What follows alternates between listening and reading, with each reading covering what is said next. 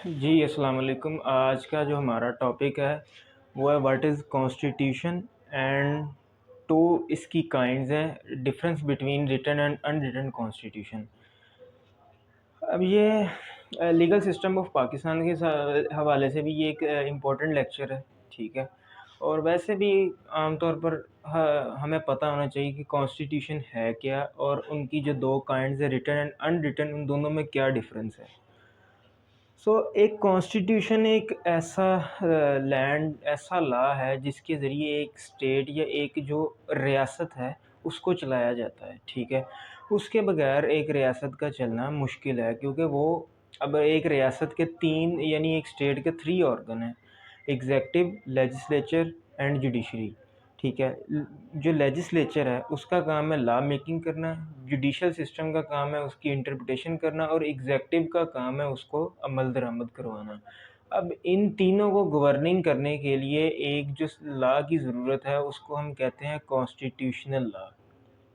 तो हर कंट्री का एक कॉन्स्टिट्यूशन होता है, जैसे कि पाकिस्तान का कॉन्स्टिट्यूशन ऑफ 1973 करंटली चल रहा है, ठीक है। ऐसे ही इंडियन कॉन्स्टिट्यूशन है, यूएस कॉन्स्टिट्यूशन है, ब्रिटिश कॉन्स्टिट्यूशन है। सब हर कंट्री का एक कॉन्स्टिट्यूशन होता है, ठीक है। चलते हैं इसकी सबसे पहले जो डेफिनेशन है। डेफिनेशन क्या कहती है कि जी a constitution is a set of rules and principle according to these rules and principle a state is governed। उन्होंने भी सिंपल यही बात यहाँ पर कही गई है कि जी कि जो कॉन्स्टिट्यूशन है वो एक सेट ऑफ रूल्स और प्रिंसिपल का एक एक सेट है जिसके ज़रिए एक स्टेट यानी कि एक रियासत को चलाया जाता है, ठीक है।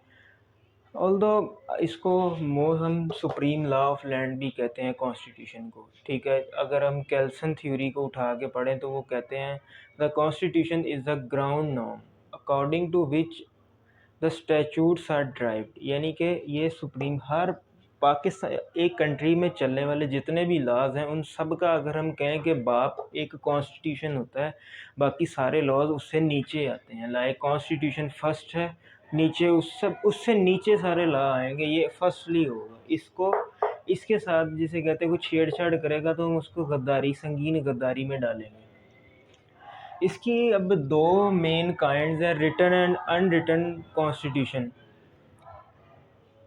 अब रिटन और अनरिटन कॉन्स्टिट्यूशन में क्या फ़र्क है। अब लॉ में रिटन और अनरिटन का मतलब कुछ और है। आम तौर पे हम कहते हैं जो चीज़ लिखी हुई है वो रिटन है, ठीक है, रिटन लॉ, ठीक है। जो चीज़ नहीं लिखी हम उसको अनरिटन में डाल देते हैं, लेकिन लॉ में ये चीज़ नहीं है। दोनों चीज़ें लिखी होती हैं लेकिन कोडिफिकेशन का फ़र्क आ जाता है। हम अक्सर कानून में पढ़ते हैं जी 302 दफ़ा 302, ठीक है, 325, 324, ठीक है, सो एंड सो।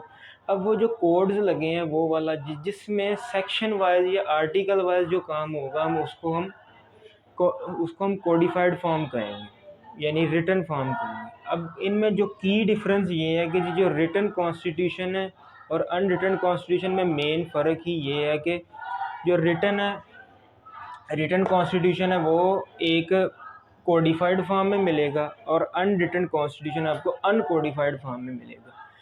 कॉन्स्टिट्यूशन जो रिटन कॉन्स्टिट्यूशन हमेशा आपको एक सिंगल डॉक्यूमेंट, एक स्ट्रक्चरल डॉक्यूमेंट में आपको मिल जाएगा, ठीक है, आर्टिकल वाइज आर्टिकल लगे हुए, ठीक है, ठीक है। और जो अनरिटन है वो उसका कोई कोहेसिव मैनर नहीं होगा, ठीक है। वो आपको कोई भी बुक होगी ये कॉन्स्टिट्यूशन है ये अनरिटन, यानी कि कहने का मतलब ये है कि written constitution is much better than unwritten constitution. Next जो मेन अगला जो डिफरेंस आ जाता है उसमें ये आ जाता है कि जो कॉन्स्टिट्यूशन रिटन होता है ना उसमें पहले कॉन्स्टिट्यूशन होता है, उसके बाद जो किसी कंट्री के इदारे होते हैं, ठीक है। लेकिन अनरिटन में पहले इदारे आते हैं उसके बाद कॉन्स्टिट्यूशन आता है, ठीक है। यानी कि लाइक अगर हम यूके में देखें वहाँ पर अनरिटन कॉन्स्टिट्यूशन है, ठीक है। उसका पार्लियामेंट जो है वो सुप्रीम है और उनका कॉन्स्टिट्यूशन सुप्रीम नहीं है, उससे नीचे है। बट जहाँ पर रिटन कॉन्स्टिट्यूशन होगा वो स्टेट में कॉन्स्टिट्यूशन सुप्रीम हो, ठीक है। लाइक पाकिस्तान की बात कर लेते हैं, पाकिस्तान में रिटन कॉन्स्टिट्यूशन है, ठीक है। तो इधर क्या होता है जी, सबसे पहले कॉन्स्टिट्यूशन है उसके बाद इदारे हैं, ठीक है। लेकिन अनरिटन में पहले इदारे आते हैं उसके बाद कॉन्स्टिट्यूशन आता है, ठीक है। नेक्स्ट इसमें अगर जुडिशल सिस्टम की इन दोनों में बात करें, रिटन कॉन्स्टिट्यूशन में जो जुडिशल सिस्टम है वो कॉन्स्टिट्यूशन का एज अ गार्डियन हम कह सकते हैं कि जी गार्डियन उसको बनाया गया है, ठीक है। लेकिन अनरिटन कॉन्स्टिट्यूशन में कोई जो जुडिशल पावर है वो लिमिटेड पाई जाती है, ठीक है। और इनमें जो मेन ये होगा रिजिड और फ्लेक्सिबिलिटी की कहानी आ जाती है कि जी एक कॉन्स्टिट्यूशन रिजिड है। अब रिटन कॉन्स्टिट्यूशन मेरे ख्याल से रिजिड है, क्यों? इसको अमेंड करने के लिए एक स्पेसिफिक पर्पस दिया, एक स्पेसिफिक प्रोसीजर दिया होता है, ठीक है, हर तरह से। लेकिन इसके लिए कोई स्पेशल या स्पेसिफिक कोई भी किसी किस्म का फंक्शनिंग पावर या कोई ऐसा काम या ऐसी प्रोविजन नहीं होती जिससे हम अमेंड कर सकते हैं। ये जो है इसको अमेंड करना, रिटन कॉन्स्टिट्यूशन को अमेंड करना बहुत डिफ़िकल्ट है, ठीक है, या मे भी ना भी हो। और इसको हम मोस्टली रिजिड का नाम देते हैं। और ये फ्लेक्सिबल, अनरिटन जो होता है ये फ्लेक्सिबल होता है, क्योंकि इसको अमेंड करने के लिए कोई ख़ास मेजॉरिटी की ज़रूरत नहीं होती, सिंपल मेजॉरिटी से भी अमेंड हो जाता है, ठीक है। ये इनमें जो मेन डिफरेंसेस थे, ठीक है, दोनों में कि होता क्या है, सिंपली हमने याद रखना है जो कॉन्स्टिट्यूशन रिटन है वो एक कोडिफिकेशन में होगा और अनरिटन अनकोडिफाइड फॉर्म में होगा। रिटन कॉन्स्टिट्यूशन आर्टिकल वाइज या सेक्शन वाइज होगा, ठीक है, लेकिन अनरिटन में कोई सेक्शन वाइज नहीं होगा। अगर इन दोनों की हम एनिशिएंट एग्जांपल लें तो उसमें से सबसे पहले जस्ट अ मिनट, उसमें से सबसे पहले जो अगर ओल्डेस्ट कॉन्स्टिट्यूशन देखना है रिटन में तो यूएस कॉन्स्टिट्यूशन है, ठीक है। लेकिन अगर हमने अनरिटन में कोई ओल्डेस्ट देखना है तो ये यूके में एक मैग्ना कार्टा के नाम से एक ट्रीटी है, मैग्ना कार्टा 1215, ठीक है। ये इसकी फर्स्ट एग्जांपल है कि जी अनरिटन कॉन्स्टिट्यूशन की, और ये फर्स्ट एग्जांपल, ये oldest example of unwritten written constitution की यूएस कॉन्स्टिट्यूशन है, ठीक है। सो अगर हम पाकिस्तान की बात करें तो पाकिस्तान के पास एक रिटन कॉन्स्टिट्यूशन है, ठीक है। पाकिस्तान के पास साल 3 कॉन्स्टिट्यूशन आए, पहले 2 रिपील हो चुके, ख़त्म हो चुके। अब जो करंटली चल रहा है वो 1973 का कॉन्स्टिट्यूशन है, जो कि प्राइम मिनिस्टर भुट्टो जो थे उन्होंने उसके बनाने वाले थे, ठीक है। तो ये मेन आज का हमारा जो मेन टॉपिक था, ठीक है। ये Pakistan legal system of Pakistan के हवाले से भी ये कॉन्स्टिट्यूशन का जो टॉपिक था इम्पोर्टेंट था। और वैसे भी आम तौर पर मोस्टली लास्ट स्टूडेंट इसमें कंफ्यूज हो रहे थे कि जी रिटन और अनरिटन कॉन्स्टिट्यूशन में क्या फ़र्क बन गया जी, कौन सा लॉ है जो रिटन।